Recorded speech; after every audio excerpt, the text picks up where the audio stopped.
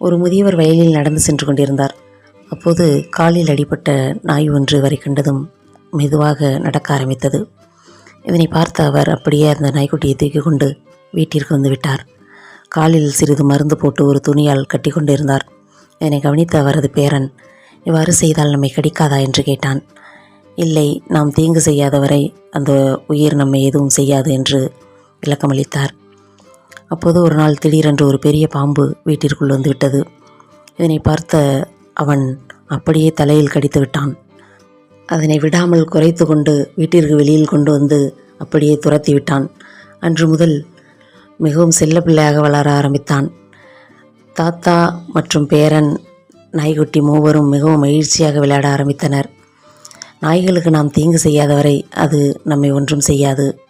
நாய்களுக்கு அன்பு அதிகம். அதனிடம் நாம் காட்டும் அன்பு அது நம்மை எப்போதும் மறக்காது.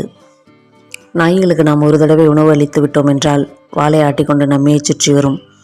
நாய் இனங்களை நாம் பாதுகாத்து அன்பு செலுத்துவோம்.